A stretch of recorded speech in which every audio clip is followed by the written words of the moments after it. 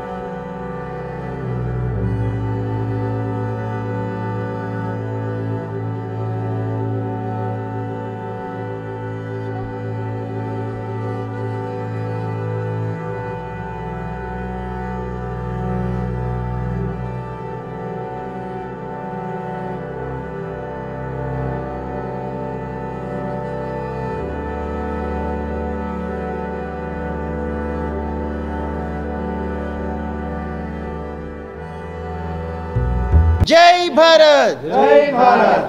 Welcome to 95 news. ప్రతి క్షణం ప్రజాక్షేమం కోసం. నేను మీ మాధురి. జనంతో మనం మనతో జనం కార్యక్రమానికి స్వాగతం. ఈరోజు మన జనంతో మనం మనతో జనం కార్యక్రమం ఎల్బీ నగర్ జై భారత్ కేంద్ర కార్యాలయం దగ్గరికి వచ్చేసింది. ఇక్కడ కొంతమంది ఉన్నారు, వారిని అడిగి కొన్ని విషయాలు తెలుసుకుందాం. తెలుసుకునే ముందు ఇక్కడైతే మనం చూడొచ్చు స్వతంత్ర పోరాట సమర యోధులు ఉన్నారు. ఇక్కడ చాలా మంచి మంచి కొటేషన్స్ ఉన్నాయి. అవైతే నేను 2-3 చదివి వినిపిస్తాను. నాకు చాలా బాగా నచ్చేసాయి. బాంబులు వేయమని, ప్రాణాలు తీయమని, విధ్వంసం చేయమని వేదాలు చెప్పలేదు, ఖురాన్ తెలుపలేదు, బైబుల్ బోధించలేదు. అయినా సరే చూడండి ఎంత బాగా రాశారు. యాక్చువల్గా వేదాలు చెప్పలేదు, హిందూ, ముస్లిం, క్రిస్టియన్ అని ఏ మతాలు కూడా ఒకరిని హింసించుకోమని చెప్పలేదు అని చాలా బాగా చెప్పారు. ఇక ఇంకొకటైతే సమైక్యత ప్రతిజ్ఞ అని రాసుంది. అది కూడా ఒకసారి మీకోసం చదివి వినిపించేస్తాను. దైవ సాక్షిగా లేదా మనస్సాక్షిగా మా మతాలతో నిమిత్తం లేకుండా మేము ఒకే తల్లి తండ్రి బిడ్డల్లాగే పరస్పరం మసులుకుంటామని, ఎట్టి విభేదాలను రానివ్వమని, ఒకరి దుఃఖాన్ని మరొకరు స్వీకరిస్తామని, దాన్ని తొలగించుకోవడంలో ఒకరికొకరం తోడ్పడతామని, ఒకరి మత విశ్వాసాలను మరొకరు గౌరవిస్తామని, ఒకరి మత కార్యక్రమాలకు మరొకరు అడ్డు తగలబోమని ప్రకటిస్తున్నాము. మతం పేరిట పరస్పరం హింసాకాండకు మేము ఏనాడు చోటివ్వం. చూశారు కదా, చాలా బాగున్నాయి. ఇలా అయితే చాలా ఉన్నాయండి రాసి. యాక్చువల్గా ఇక్కడ ఉన్న వారితో మాట్లాడదాం. ఇప్పుడైతే మనతో పాటు ఇక్కడ విజయ్ శంకర్ స్వామి ఉన్నారు, మరికొంతమంది ఉన్నారు. వారందరితో మనం మాట్లాడేద్దాము. అసలు స్వాతంత్రం అసలు వచ్చిన తర్వాత ఎలాంటి మార్పులు వచ్చాయి, నిజంగా మనకి స్వాతంత్రం వచ్చిందా, మనం ఏమేమి ఇబ్బందులు పడుతున్నామో, అసలు అప్పటికి ఇప్పటికి ఏం డిఫరెన్స్లు ఉన్నాయి అన్నీ కనుక్కుందాము. నాతో పాటు మీరు కూడా వచ్చేయండి. ముందుగా మా 95 వ్యూవర్స్ అందరికీ కూడా హ్యాపీ ఇండిపెండెన్స్ డే. ఇక్కడున్న మీ అందరికీ కూడా హ్యాపీ ఇండిపెండెన్స్ డే అండి. ముందుగా విజయ్ శంకర్ స్వామి గారి దగ్గరికి వెళ్ళిపోదాము. ఆయన అడిగి కొన్ని విషయాలు తెలుసుకుందాము. Happy independence day Vijay Shankar Sharma గారు. తర్వాత గురుగారు మీకు నమస్కారములు. గురుగారు చెప్పండి, అంటే ఇక్కడైతే మేము చాలా విషయాలు చూసాము. అన్ని మతాలు ఒకటే, కానీ మత కలహాలు అలా జరుగుతూనే ఉన్నాయి. ఎక్కడో ఒక్కడ యాక్చువల్ మతం గురించి కొట్టుకుని చేస్తున్నారు. అసలు మీరేమంటారు అలాంటి వాళ్ళ గురించి? ఈ మత కలహాలు అనేవి ఎందుకు జరుగుతున్నాయి అంటారు? ఓం నమో వెంకటేశాయ. భారతదేశం భిన్న సంస్కృతుల కలయిక. భారతదేశం భిన్నత్వంలోనే ఏకత్వం అని స్వామి వివేకానందుడు ప్రపంచ చికాగో సమావేశాల్లో ఇదే విషయాన్ని, భిన్నత్వంలో ఏకత్వం నిజమైన భారతీయ సంస్కృతిని అమెరికా చికాగో సమావేశాల్లో చెప్పడం అనేటువంటిది జరిగింది. ఈ మత విద్వేషాలు ఎందుకు జరుగుతున్నాయంటే, మతాల సారం తెలియనటువంటి కొద్దిమంది అటువంటి వ్యక్తులతో మత విద్వేషాలు జరుగుతున్నాయి. ప్రపంచంలో ఇప్పటి వరకు మొదటి ప్రపంచం, రెండవ ప్రపంచ యుద్ధానికంటే మత విద్వేషాల్లోనే ఎక్కువ మంది చనిపోయారు. అందుకు దీని దృష్ట్యా మా గురు సమానులైనటువంటి జై భారత్ వ్యవస్థాపకుడు రమణమూర్తి గారు, అనేక మంది ప్రముఖులు కలిసి జేహో అనేటువంటి ఒక సంస్థను ఏర్పడడం జరిగింది. దీన్ని జేహోకు నేను జాతీయ అధ్యక్షుడిని, నా పక్కనున్న మల్లికా వల్లభ జాతీయ కార్యదర్శి, అటువైపున్న లోకనాథ్ గారు జై భారత్ ప్రధాన కార్యదర్శి, ఇంకా టౌన్లో ఉన్న ప్రముఖులు కూడా జరిగింది. కనుక జేహో ఉన్నటువంటి ప్రధాన లక్ష్యం ఏంటంటే, నిజమైన భారతీయ సంస్కృతి, మత సామరస్యం, హిందూ ముస్లిం ఐక్యతను భారతదేశంలో కాపాడుకోవడం అనేటువంటి ఏర్పడిన సంస్థ జేహో. ఎందుకంటే భారత జాతీయోద్యమంలో హిందువులు ముస్లింలు కలిసి పోరాడి సాధించుకున్నటువంటి స్వతంత్రోద్యమం ఇది. అసలు గురుగారు మీ గురించి చెప్తే అసలు మీరు ఎందుకు ఇలా అంటే సన్యాసం తీసుకోవాలి, ఈ వేలోకి రావాలి, ఈ జై హో ఇవన్నీ కూడా మీకు ఎందుకు అనిపించింది? మిమ్మల్ని ప్రేరేపించిన అంశాలు ఏంటి? నేను ఊహ తెలిసినప్పటి నుంచి మాది పులివెందుల తాలూకా వేముల మండలం అమ్మాయిగారిపల్లె గ్రామం. ఊర్లో ప్రతిరోజు కూడా జానపద కళలు ఉండేటి. హరికథ, బుర్రకథ, శుద్ధలకు సంబంధించినటువంటి కొన్ని కథలు, ఈ కథలంటూ భజనలు, ఈ సంస్కృతిలో నేను చిన్నప్పటి నుంచి పెరిగాను. రామాయణ భారతాలింటూ మా ఇంటికి వారానికి ఒక ఇద్దరన్నా వచ్చేవాళ్ళు. మా ఇంట్లో ఉండడం, ఈ సంస్కృతి సాంప్రదాయాలు చెప్పడం, నాకు చిన్నగా ఉన్నప్పుడే ఈ బీజాలు పడ్డాయి. ఇప్పుడు ప్రేమతత్వం ఉందంటారా జనాల్లో? యాక్చువల్గా సంప్రదాయానికి ప్రతీక మన భారతదేశం అంటారు, కానీ సంప్రదాయాలు అలానే ఉన్నాయంటారా ప్రస్తుతం? సాంప్రదాయాలు ఉన్నాయి, కానీ ఈరోజు ఏం జరుగుతుందంటే మంచిని మీడియా చూపించడం లేదు. దేశంలో ఈరోజు పరిస్థితులు చూస్తున్నాం. అసలు మనం భారతదేశము స్వతంత్రం వచ్చింది, ప్రపంచంలో నాగరికత, సైన్స్ ఎంతో అభివృద్ధి అవుతుంది అంటున్నాం. ఈరోజు మణిపూర్ లాంటి రాష్ట్రంలో దాడులు జరుగుతున్నాయి. ఎవరిది తప్పనేటువంటి విషయం పక్కన పెడదాం. అంత కిరాతకంగా స్త్రీలను నగ్నంగా బట్టలు లేకుండా ఊరేగించి చేస్తున్నటువంటిది అసలు మనం ఈ దేశంలో ఉన్నామా? మహాత్మా గాంధీ ఏం చెప్పాడు? ఏ రోజైతే అర్ధరాత్రి మహిళ ఒంటరిగా తిరుగుతుందో ఆ రోజు నిజమైన స్వతంత్రం వచ్చినట్టని మహాత్మా గాంధీ చెప్పాడు. మరి మణిపూర్లో ఆ విధంగా జరుగుతుంటే మనకు నిజమైనటువంటి స్వతంత్రం ఇంకా వచ్చిందా అని బాధ కలుగుతుంది. అసలు గురువుగారు చెప్పినట్టు నిజమైన స్వాతంత్రం వచ్చిందా? ముందుగా మూర్తి గారు ఇక్కడ ఉన్నారు, ఆయన అడిగి తెలుసుకుందాం. అసలు నిజమైన స్వాతంత్రం వచ్చిందంటారా? ఎందుకంటే ఇదివరకు స్వాతంత్రం రాకముందైతే కనీసం వేరే దేశాలతో యుద్ధం జరిగేది, కానీ ఇప్పుడు మనకే బోల్డ్ యుద్ధాలు జరుగుతున్నాయి. మన ఒక రాష్ట్రంతో ఇంకో రాష్ట్రం, లేకపోతే ఒకరితో ఒకరు. అసలు నిజంగా స్వాతంత్రం వచ్చిందంటారా మనకి? భారతదేశానికి స్వతంత్రం వచ్చిందా ఈరోజు ఒక ప్రశ్న ఈ తరాన్ని, మా తరాన్ని కూడా ఆలోచింపజేస్తుంది. స్వతంత్రం వచ్చిందా అంటే వచ్చాయి. భారత రాజ్యాంగంలో ఆర్టికల్ 19 ప్రకారం స్వేచ్ఛ ఉంది, వాక్ స్వతంత్రం ఉన్నది. అదే రకంగా ఏదైనా ఒక సంఘాన్ని పెట్టుకొని మనం ఆ సంఘం ద్వారా సమాజానికి సేవలు చేయొచ్చు. ఇట్లాంటివి ఉన్నాయి ఆర్టికల్స్. అదే సందర్భంలో భారతదేశంలో ప్యారలల్గా ఇంకో రాజ్యాంగం కూడా నడుస్తున్నది. ఇంతకుముందు స్వామివారిని మీరు అడిగారు ఎందుకు ఈ వైషమ్యాలు జరుగుతున్నాయి అన్నది. మన రాజకీయ విభజన 1947లో మనది భారతదేశము భిన్నత్వంలో ఏకత్వం, అంటే అనేక భాషలు, అనేక మతాలు, అనేక ధర్మాలు, మళ్ళా కులాలు, ఆ కులాల్లో ఉపకులాలు, ఆ కులాల్లో వివాహ ఇలాంటి పద్ధతులన్నీ కూడా దేనికి అవి ఉన్నాయి. అదే సందర్భంలో పాకిస్తాన్ ఏర్పడింది. అది ఒక ఇస్లామిక్ దేశంగా ఏర్పడింది. దీనివల్ల ఏమవుతుందని అంటే భారతదేశమేమో భిన్నత్వంలో ఏకత్వం ఉంది, పక్కనేమో ఒక ఇస్లామిక్ దేశం ఉన్నది. దీనివల్ల ఆ ఇస్లామిక్ దేశాన్ని చూపించి భారతదేశాన్ని కూడా ఒక మతరాజ్యంగా మార్చాలనే శక్తులు ముందుకు వస్తున్నాయి. అది ఈరోజు స్వతంత్రానికి ప్రమాదకరంగా ఉన్నాయనేది నా యొక్క అభిప్రాయం. ఇకపోతే ఆర్థికంగా చూద్దాం. కరోనా అనే ఒక వైద్యపరంగా అందరి మీద జరిగిన ఒక దాడి, ప్రపంచవ్యాప్తంగానే కరోనా వచ్చింది. కరోనా వచ్చినప్పుడు భారతదేశంలో కడు పేదలుగా మారిపోయినారు ధనవంతులు కూడా, కానీ అదాని ఆస్తులు మాత్రం కోట్లకి పడగెత్తింది. అంటే మన రాజకీయాలు కుబేర్లకి ఒక రాజకీయం ఉంది, పేదవాళ్ళకి ఒక రాజకీయం ఉన్నది. ఈరోజుని పెట్రోల్ ధరలు పెరిగినాయి, డీజిల్ ధరలు పెరిగినాయి. టమాటా చికెన్ ఏమో 180 రూపాయలు, టమాటా 200 రూపాయలు అమ్మారు. ఆ రకంగా ధరల మీద నియంత్రణ లేని ఒక 76 ఏళ్ల స్వతంత్రంలో ధరలను నియంత్రించలేని అస్వతంత్రంలో ఉన్నాం మనం. అందుకని మన దగ్గర ప్రధానమైన 3 అంశాలు ఉన్నాయి. ఒకటి ఏంటంటే వైద్యం, అది పేదలకు ఉచితంగా అందాలి. అలాగే విద్య, అందరూ చదువుకోవడానికి విద్య కావాలి. అదే రకంగా కష్టపడి పనిచేస్తానన్న వాడికి ఉద్యోగం రావాలి. ఈ 3 రాగలిగితే కనుక దీన్నే భగత్ సింగ్ ఏమంటాడంటే భారతదేశానికి సంపూర్ణ స్వాతంత్రం రావాలి అని అంటాడు. చాలా బాగా చెప్పారండి. యాక్చువల్గా మూర్తి గారితో ఏకీభవిస్తారా? ఒకసారి మనం యోగా మాస్టర్ దగ్గరికి వచ్చేద్దాము. కాసేపు స్ట్రెస్ రిలీఫ్ అనమాట. ఆయన చెప్తున్నారు పిల్లల్ని కార్పొరేట్ స్కూల్స్లో బాగా రుబ్బేస్తున్నారని, తర్వాత కరోనా టైంలో కూడా చాలామంది ఆర్థిక ఇబ్బందులు ఇదయ్యారని, ఇవన్నీ చెప్తున్నారు కదా. అసలు మీరు యోగా టీచర్గా యోగా ఎంతవరకు ఉపయోగపడుతుందండి ఇలాంటి స్ట్రెస్ ఇలాంటివి వచ్చినప్పుడు, బాధలు వచ్చినప్పుడు? అందరికీ నమస్కారం అండి. నా పేరు రవీంద్రాచారి. నాకు ఇప్పుడు 68 అండి, 68 సంవత్సరాలు. నేను జనరల్గా మామూలుగా అయితే నేను ఫస్ట్ నుంచి కూడా గ్రౌండ్ పోయేది. అప్పట్లో ఇవన్నీ యోగా ఇవన్నీ మాకు తెలియదు. అయితే బేసిక్గా కబడ్డీ ప్లేయర్ నేను.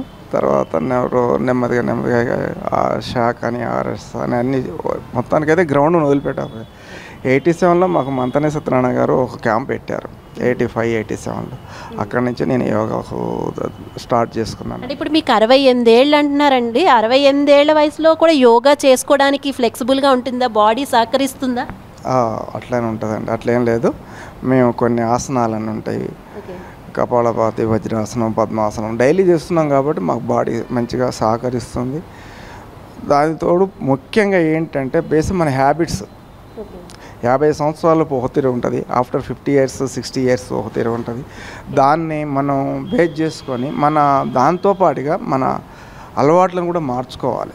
ముందరగా ఇక్కడున్న పెద్దలందరికీ 77వ స్వాతంత్ర దినోత్సవ శుభాకాంక్షలు. నేను 1943లో ఎయిర్ ఫోర్స్లో జాయిన్ అయ్యి ఫస్ట్ జలంధర్, తర్వాత Bhuj, Bareilly, Srinagar, Hyderabad different places almost India అంతా కవర్ చేస్తూ వర్క్ చేశాను. నేను బేసికల్గా ఎయిర్ ఫోర్స్లో ఎయిర్ క్రాఫ్ట్స్ పనిచేశాను. MiG version aircrafts, MiG-21, MiG-25 fighter jets. Plus space technology లేనప్పుడు మనకి ఒక 3 tons కెమెరాతో ఒక 50 kilometerల హైట్లోంచి తీసే ఫోటో రికగ్నిషన్ ఉన్న ట్రైసోనిక్స్ అనే MiG-25 ఎయిర్ క్రాఫ్ట్ వెర్షన్లో పనిచేస్తాను. తర్వాత యాక్చువల్లీ ఈ విమానం వల్లనే మనం కార్గిల్ వార్లో, అంటే 1999లో ఈ కార్గిల్ హిల్స్ అది హైడౌట్స్ కనుక్కోవడానికి మా విమానం చాలా ఉపయోగపడింది. అప్పుడు మా ఫోటో రికీ వల్లే అది తర్వాత సాధ్యమైంది. అది మా విమానం అక్కడ సార్టీ చేసిన తర్వాత వాళ్ళకి అత్యంత క్లియర్గా, క్రిస్టల్ క్లియర్గా కనిపించాయి అక్కడ ఉన్న హైడౌట్స్. అవి దాంతోనే తర్వాత పరిణామాల వల్ల మనం విజయం సాధించాం. దానికి నేను చాలా గర్వపడుతున్నాను ఆ స్క్వాడన్లో పనిచేసినందుకు. అంటే మేము కూడా చాలా గర్వపడుతున్నాం అండి మీరు ఇక్కడ ఉండడం. కార్గిల్లో పనిచేసిన ఆయన్ని మేము కలుసుకున్నాము అంటే చాలా ఆనందంగా. అంటే మీరు అప్పుడు అక్కడ ఉండేవారు కదా, ఎలాంటి ఇబ్బందులు ఉండేవి మీకు? ఇబ్బందులు ఎప్పుడు మేము ఫేస్ చేయలేదు. అంటే బేసికల్గా ఉన్న స్క్వాడన్స్లో ఉన్న పరిస్థితులు వాటికి మేము అలవాటు పడ్డాం. నేను ముందర మాకు ఇచ్చిన ట్రైనింగ్ వల్ల, దానివల్ల. కాకపోతే మాతో వచ్చిన గృహిణీలు వైఫ్స్ ఏమైనా ఇబ్బంది పడి ఉండొచ్చు ముందరలో, బట్ వాళ్ళు మాకన్నా బాగా ఇష్టమయ్యారు. అక్కడ మేము ఎప్పుడు కూడా ఇబ్బంది పడలేదు. ఇబ్బంది పడేది ఏమంటే బయటకు వచ్చిన తర్వాత ఇక్కడ ఉన్న పరిస్థితులకే ఇబ్బంది పడుతున్నాం, బయట ఉన్న పరిస్థితి. మీరు అక్కడ అంటే ఉన్నప్పుడు ఆ యుద్ధాలు అవి జరుగుతున్నప్పుడు మీరు ఎన్నో చూసుంటారు కదా, బట్ ఇక్కడికి వచ్చిన తర్వాత మీరు అన్నట్టు ఇక్కడే ఇబ్బంది పడుతున్నాం అంటున్నారు కదా, ఇక్కడ ఎలాంటి ఇబ్బందులు పడుతున్నారంటారు? అక్కడ మీద యాక్చువల్ మీరు అంత దేశం కోసం పోరాడి వస్తుంటారు, కానీ ఇక్కడికి వచ్చిన తర్వాత మనలో మనమే చాలా ఉంటూ ఉంటాయి గొడవలని. మనమైతే ఇక్కడ జై భారత్ కార్యదర్శి లోకనాథ్ గారితో ఉన్నాము. చెప్పండి సార్, ఈ సంస్థ ఎప్పుడు పెట్టారో, అసలు జై భారత్ బయటికి రావడానికి కారణం ఏంటి? ఈ సంస్థ పెట్టాలి అనే ఆలోచనకి ఏంటి ముఖ్య కారణం? స్వామి గారు చెప్పారు, మీరు కూడా ఒకసారి చెప్పండి. నమస్కారం అండి అందరికీ. నా పేరు లోకనాథ్, నేను జై భారత్ జాతీయ కార్యదర్శిని. విజయవిహారం పత్రిక రీడర్స్ అందరూ కలిసి జై భారత్ అనే ఉద్యమ సంస్థను ప్రారంభించుకోవడం జరిగింది. భారతదేశంలో ఈ మతోన్మాదం పెరిగిపోయినటువంటి సందర్భంలో భారతదేశం అంటే ఇది కాదు, ఇవాల్టి యువతరానికి దేశం గురించి చెప్పాలి, హిందూ ముస్లిం ఐక్యత గురించి చెప్పాలి. భారతదేశం అనేటువంటిది ఏకం సత్ విప్ర బహుదా వదంతే అనేటువంటి ఉపనిషత్తు శ్లోకం ఏదైతే ఉందో, ఉన్నది ఒకటే, దాని పండితులు పలు రకాలుగా చెప్పారు అనేటువంటి క్యాప్షన్ని మేము ఏకం సత్తు ఎప్పురా బహుదా వదంతి అనేటువంటి క్యాప్షన్ని మా జయభారత్ ఎంబ్లం పైన చేర్చడం జరిగింది. అలాగే దాని కిందే ఇది భారతీయ విప్లవానికి కొనసాగింపుగా అనేటువంటిది కూడా మేము ఖాయం చేయడం జరిగింది.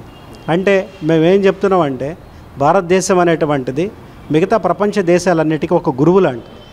ఇక్కడ ఉన్నటువంటి తాత్విక ఫిలాసఫీ ఇది అనేక రకమైనటువంటి సంస్కృతుల్ని, అనేక రకమైనటువంటి మతాల్ని అన్నిట్లు కూడా ఆకలింపజేసుకున్నటువంటి దేశం ఇది. ఇది ఏ ఒక్క మతానికి కొమ్ము కాస్తున్నటువంటి దేశంగా ఆది నుంచి కూడా లేదు. మన దగ్గర ఉన్నటువంటి వేదాలు కానీ, ఉపనిషత్తులు కానీ ఇవన్నీ కూడా భిన్నమైనటువంటి ఆలోచన ధోరణిని యాక్సెప్ట్ చేసినాయి. అలాగే మన భారతదేశంలో ఉద్భవించినటువంటి ఒక మహానుభావుడు వివేకానంద ఏం చెప్పాడంటే, వేదాంతం మేధస్సు, ఇస్లాం శరీరం అనేటువంటిది ఈ వాల్టికి అవసరం ఏముంది భారతదేశానికి అని చెప్పాడు. అలాగే ఈ రకంగా మత ఘర్షణలు భారతదేశంలో జరుగుతున్నటువంటి సందర్భంలో ఈ మతపరమైనటువంటి అసహనం పెరిగిపోతున్నటువంటి రోజుల్లో మేము ఏం చెప్తున్నామంటే, హిందువులు, ముస్లింలు, అలాగే ఏ మతస్థుడైనా సరే మీరు బావిలో ఉన్నారు, అసలైనటువంటి సముద్రం వేరే ఉంది, మీరు ఆ సముద్రాన్ని చేరుకోవాలంటే మీరు ఆ మతాల పరిధులు దాటి రావాలి అనేటువంటిది మేము చెప్పడం జరుగుతుంది. అందువల్లే ఆయన ఏం చెప్పాడంటే, వేదాలు, బైబిల్, ఖురాన్ దాటి మానవాళిని ముందుకు నడిపించాలని మహానీయుడు వివేకానంద చెప్పినటువంటి శ్లోకాన్ని, ఆ మాటలు తీసుకొని ఇవాళ జయభారత్ పనిచేస్తాం. ఇవాళ మత అసహనం పెరిగిపోయింది భారతదేశంలో, ఇది ఉండాల్సిందే కాదు. అందువల్ల ఒక వివేకానందుడు అవసరం ఉంది, అలాగే మహాత్మా గాంధీ అవసరం ఉంది. అలాగే ఇక్కడ మీరు ఇంతకుముందు షూట్ చేశారు అష్ఫాక్ బిస్మిల్, రాంప్రసాద్ బిస్మిల్, భగత్ సింగ్ సమకాలికులు. వీళ్ళు ఆ రోజు భారతదేశ స్వతంత్ర సంగ్రామంలో హిందూ ముస్లింలు ఇరువురు వాళ్ళు చెయ్యి కలిపి భారతదేశానికి స్వతంత్రం తీసుకొచ్చారు. అలాగే వాళ్ళని ఉరివేసినప్పుడు బ్రిటిష్ గవర్నమెంట్ వాళ్ళు ఏం కోరుకున్నారంటే, మా స్మృతి చిహ్నంగా మీరు మాకు విగ్రహాలు అక్కర్లేదు, ఇవాళ భారతదేశంలో హిందూ ముస్లిం ఐక్యత అవసరం, మీరు దాన్ని నెలకొల్పండి, హిందూ ముస్లిం ఐక్యత నెలకొల్పితే మీరు మాకు స్మృతి చిహ్నాలను నిర్మించినట్టే అనేటివే మన వీరులు చెప్పారు, మన నాయకులు చెప్పారు, వాళ్ళ ప్రాణాలు అర్పించారు. వీళ్ళ జీవితాన్ని ఇవాళ పాఠ్యాంశాల్లో లేదు, చరిత్రను తీసేస్తున్నారు పాఠ్యాంశాల్లో. అందువల్ల ఈ దేశం ఎవరికి మన వారసులుగా ఉండమనేటువంటిది ఇవాళ ఈ దేశ యువజనం తెలుసుకోవాలి. అందువల్ల మేము దాదాపు 12 రాష్ట్రాల్లో విజయశంకర స్వామి గారి ఆధ్వర్యంలో జైహో సంస్థని, హిందూ ముస్లిం ఐక్యతని మేము నిర్మించడానికి విభిన్నమైనటువంటి భాషల్లో కూడా మేము పుస్తకాలు, లిటరేచర్ తీసుకురావడం, అష్ఫాక్ బిస్మిల్కి సంబంధించినటువంటి కరపత్రాలని లక్షల స్థాయిలో మేము ముద్రించి 12 రాష్ట్రాల్లో హిందూ ముస్లిం ఐక్యత కార్యక్రమాలు నిర్వహిస్తూ ఉన్నాం. ఇది నిరంతరం కొనసాగుతూ ఉంటుంది. ఈ రకమైనటువంటి కాన్సెప్ట్, ఈ రకమైనటువంటి భావాచలం భారతదేశంలో ఉంది అనేటువంటిది ఇవాళ యువతరం తెలియదు. ఎవరు నేను హిందూ అయితే నా మతం గొప్ప, అవతలోడి మతం చాలా చిన్న చూపు చూసేటువంటి పరిస్థితి. అవతల వాళ్ళు హిందూయేతరులు అయితే వాళ్ళు నా మతం గొప్ప, హిందూ మతంలో బహుదేవత ఆరాధన ఉందని చెప్పి దీన్ని సులకం చేసేటువంటి పరిస్థితి ఇట్లా కనబడుతూ ఉంది. కానీ వీటికి మన నాయకులు ఎప్పుడో చెప్పారు, మన తత్వవేత్తలు ఎప్పుడో చెప్పారు ఆ ఫిలాసఫీని, దాన్ని అందించేటువంటి వాళ్ళు ఎవరు లేరు. అందువల్లే అసలు జయభారత్ ఏర్పడిందే హిందూ ముస్లిమ్స్ ఐక్యత గురించి, మత సామరస్యం గురించి, మత సామరస్య సమ్మేళనాన్ని నిర్వహించడానికి గురించి, యువతరానికి దేశం గురించి చెప్పడానికి జయభారత్ సంస్థ ఏర్పడింది. మనం ఈ మత సామరస్యం గురించి మాట్లాడుకున్నాం కదండి. తర్వాత మనం కార్పొరేట్ హాస్పిటల్స్ దగ్గరికి వెళ్ళిపోదాం. అయితే మనం చాలా విషయాలు మాట్లాడేసుకున్నాము. ఇప్పుడు మన ఆరెంజ్ హాస్పిటల్ హెచ్ఆర్ రాము గారితో ఉన్నాం మనము. యాక్చువల్గా ఇక్కడ ఉన్న అందరిలో హ్యాండ్సమ్ లుక్లో ఉన్నారు మరి మీరు. సో మిమ్మల్ని హ్యాండ్సమ్ క్వశ్చన్సే అడగాలి. అసలు చెప్పండి, అంటే ఇప్పుడు ఇందాక మూర్తి గారు అన్నారు ఒక కార్పొరేట్ హాస్పిటల్లో మీరు ఎన్నో ఏళ్ళుగా పనిచేస్తున్నారు. సో మీకు ఏమనిపిస్తుంది? ఆయన చెప్పారు అంటే కరోనా టైంలో చాలామంది ఇదంతా కుబేర్లకే, కార్పొరేట్ అన్నీ కుబేర్లకే అన్నట్టు, మన దేశం అంతా ఏదైనా స్వాతంత్రం వస్తే కుబేర్లకు వచ్చింది అన్నట్టు మాట్లాడారు ఆయన. అప్పుడు బాగా కార్పొరేట్ హాస్పిటల్స్. కానీ నాకేమనిపిస్తుంది అంటే పర్సనల్గా ఆ టైంలో కార్పొరేటా గవర్నమెంటా అని ఎవడు చూడలే, బతకాలి అంతే, బతకాలి కాబట్టి ఏదో హాస్పిటల్లో ప్లేస్ దొరికితే చాలు అన్నట్టు వెళ్ళారు. సో మీరేమంటారు, నిజంగానే కార్పొరేట్ హాస్పిటల్స్ ఆ టైంలో అసలు ఎంతవరకు ఉపయోగపడింది ప్రజలకి? అంటే కరెక్ట్ మేడం, మీరు అన్నట్టు కొన్ని హాస్పిటల్స్ అలా జరిగినాయి. ఇప్పుడు కోవిడ్ టైంలో కొన్ని ఆర్గనైజేషన్స్ ఏంటంటే హాస్పిటల్స్ ఆక్యుపెన్సీ, ఫర్ ఎగ్జాంపుల్ ఇప్పుడు ఏంటంటే 100 బెడెడ్ అనుకుందాం. కానీ అక్కడ ఏమవుతుందంటే 100 బెడెడ్ అన్న హాస్పిటల్స్ని కూడా ప్లేస్ ఉంటే బెడ్స్ అన్నీ అడ్జస్ట్మెంట్ చేసుకుంటూ 150 బెడెడ్ చేసి కోవిడ్ టైంలో ఆ పేషెంట్ బెడ్ ఆక్యుపెన్సీ లేకపోయినా కానీ ఇల్లీగల్గా కొన్ని హాస్పిటల్స్ అట్లా అడ్జస్ట్మెంట్ చేసి అట్లా కోవిడ్ టైంలో బెడ్స్ సరిపోక ట్రీట్మెంట్ అందియాలనే ఉద్దేశంతో మరి లేకపోతే డబ్బులు ఎక్కువ సంపాదించాలనే ఉద్దేశంతో తెలియదు. కాకపోతే ఏంటంటే అలా అడ్జస్ట్మెంట్ చేసిన హాస్పిటల్స్ కొన్ని ఉన్నాయి మేడం మీరు అన్నట్టు. సో కాకపోతే ఏంటంటే కొన్ని హాస్పిటల్స్ ఏంటంటే నిజాయితీగా ట్రీట్మెంట్ ఇవ్వాలి, ఎంతైతే ఆక్యుపెన్సీ ఉందో అంతే హాస్పిటల్స్ మెయింటైన్ చేయడానికి ట్రీట్మెంట్ కూడా అలా ఇచ్చారు మేడం. కొన్ని ట్రీట్మెంట్ అలాగే ఇచ్చారు, బిల్లు కూడా అలాగే వేశారుగా. బిల్స్ కూడా అలాగే వేశారు. కానీ కోవిడ్ టైంలో ఆ రేంజ్లో ఉండే మేడం. అట్లా ఆ సీజన్ బట్టి చాలా హాస్పిటల్స్ కూడా సంపాదించారు కూడా అలా. ఇప్పుడైతే మనం జై హో జాతీయ కార్యదర్శి మల్లికా వల్లభా గారి దగ్గర ఉన్నాము. నేను ఒకటి అడుగుతాను. యాక్చువల్గా మనకి స్వాతంత్రం వచ్చింది అని పేరే కానీ ఇంకా కాశ్మీర్ లాంటి ప్లేసెస్లో పాపం చాలామంది బాధపడుతున్నారు. అక్కడ ఎప్పుడూ ఈ మత కలహాలని ఏవోటి గొడవలు జరుగుతూనే ఉన్నాయి ఆ ప్లేస్లో. అసలు మీరు ఏమంటారు దాని గురించి? స్వాతంత్రం మనకు పరాయి పాలన నుంచి మనకు స్వాతంత్రం వచ్చిందండి. ఎంతోమంది ఈ స్వాతంత్రం కోసం, ఇందాక మన మిత్రులు మన జై భారత్ జాతీయ కార్యదర్శి చెప్పారు, మన విజయశంకర్ స్వామి చెప్పారు, ఈ స్వాతంత్రం సమయంలో ఎంతోమంది అమాయకులు బలైపోయారు. కాశ్మీర్ లాంటి ప్రాంతాల్లో ఇదంతా కూడా ఇలా అశాంతి, అల్లర్లు ఇదంతా ఉండడానికి కారణం వారిలో ఉన్నటువంటి ప్రధానమైన లోపం ఈ భారతదేశాన్ని అర్థం చేసుకోకపోవడం. నాయకులు కావచ్చు, పాలకులు కావచ్చు, ఎవరైనా కూడా భారతదేశాన్ని అర్థం చేసుకోవడంలో వాళ్ళు విఫలమయ్యారు. భారతీయ ఆత్మ ఏంటో వాళ్ళకి అర్థం కాలేదు. ఈ దేశం ఏం కోరుకుంటుంది, ఈ దేశం యొక్క తత్వం ఏంటి అనే విషయాల్ని వాళ్ళకి తెలీదు, వాళ్ళకి అర్థం కాలేదు. కాబట్టి వాళ్ళకి తెలియజెప్పే వాళ్ళు కూడా ఎవరూ లేరు. ఎంతోమంది మహనీయులు ఈ దేశం కోసం వాళ్ళ ప్రాణాలని గడ్డి పరకతో సమానంగా అర్పించారు ఈ దేశానికి. ఎంతోమంది రక్తపు టేర్లు ఇక్కడ పారగా ఈరోజు మనం ఆ రక్తపు మరకల మీద మనమంతా నడుస్తూ తిరుగుతూ ఈ స్వేచ్ఛావాయువులు పీల్చుకుంటూ ఉన్నాం. ఇదంతా ఎంతోమంది అమరులు చేసిన త్యాగ ఫలితం ఇది. అయితే ఈరోజు ఇవేవీ పట్టకుండా ఈ మతాల మధ్య గొడవలు సృష్టించడం, మతస్థుల మధ్య ఐకమత్యాన్ని చెడగొట్టడం అనేది ఈరోజు మనం ప్రధానంగా చెప్పుకుంటున్నటువంటి ఒక గొప్ప దౌర్భాగ్యం. ఈ దౌర్భాగ్యం కారణంగా ఈ దేశం ఎటు వెళుతుందో, ఈ దేశము అంధకారంలోకి తీసుకెళ్తున్నారు. అది మతోన్మాదం ఈ దేశానికి చాలా ప్రమాదకరమని జై భారత్ చెప్తూ ఉంది, జైహో నినదీస్తూ ఉంది. మతోన్మాదం ఎక్కడున్నా కూడా అది ప్రమాదమే. అది హిందూ మతంలో కావచ్చు, ఇస్లాం మతంలో కావచ్చు, క్రైస్తవ మతంలో కావచ్చు. మతోన్మాదం ఎక్కడున్నా సరే అది చాలా ఈ దేశానికి నష్టం చేస్తుంది. ఇద్దరు మతోన్మాదులు చేసిన కారణంగా ఈ దేశం ముక్కలైపోయింది. చదువుకున్న వాళ్ళు అని నేను అనుకుంటున్నా, అంటే కొంతమంది అంటున్నారు, మీరేమంటారు? నేను గురువుగారు చెప్పినట్టుగా చదువు అంటే ఏబిసిడీలు కావు, అక్షరాలు కావు. అక్షరాలు చదువుకొని వాళ్ళెవరు కూడా ఈరోజు పార్లమెంట్లో లేరు, అసెంబ్లీలో కూడా లేరు. నా చిన్నతనంలో ఉండేవారు. అప్పుడు అసెంబ్లీలు చాలా స్వచ్ఛతంగా ఉండేవి. చదువు రాని వాళ్ళు ఉన్నప్పుడు అసెంబ్లీ కానీ పార్లమెంట్ కానీ బాగా ఉండేవి. ప్రతిపక్షాలు ఏం చెప్తున్నాయనేది వినేవాళ్ళు, అధికార పక్షం ఏం చేస్తుందని చెప్పేవాళ్ళు. మరి ఇప్పుడు చదువు ఎక్కువైంది. ఆ చదువు ఎక్కువైతే కాకరకాయ కీకరకాయ అయింది అన్నట్టుగా ఈ చదువుకి రాజకీయాలకి సంబంధం లేదమ్మా. ప్రజలని చదివినవాడు, సమాజాన్ని చదివినవాడు, అనుభవాన్ని జోడించి ప్రజలకు ఏం కావాలో నెరవేర్చేవాడు, సేవలో ఉన్నవాడే నిజమైన సేవకుడు. అటువంటి వాళ్ళని ఎన్నుకోవాలి. అటువంటి వాళ్ళు మనకి కనీస దగ్గరగా కూడా లేరు, చాలా దూరంగా ఉన్నారు. ఎందుకంటే వ్యాపారస్తులు, వ్యాపారమే ఈరోజు రాజకీయాలు వెళ్తున్నాయి కాబట్టి లాభం లేనిదే రాజకీయం కూడా లేదు అనే దగ్గరికి వచ్చింది. ఓకే, అందరూ కూడా ఏమంటారో ఒకసారి చూద్దాం. మీరేమంటారండి? ముఖ్యంగా చదువు కంటేనండి ప్రజల జీవితాలని బాగుపరచాలనేటువంటి ఆలోచన ఉండాలి. ఇంకోటి ఏంటంటే సామాజిక బాధ్యత మన మీద ఉంది. ఇంకా ఒక్కరు కూడా, అంటే ఒక కులంలో ఒక వర్గంలో ఒక్కరు కూడా శాసనసభ మొహం చూడనటువంటి కులాలు చాలా ఉన్నాయి. అంటే ఇది అతిపెద్ద డెమోక్రసీలో చట్టాలు చేస్తున్నటువంటి శాసన వ్యవస్థ ఏదైతే ఉందో దీంట్లో కొన్ని కులాల ఆధిపత్యమే నడుస్తూ ఉంది.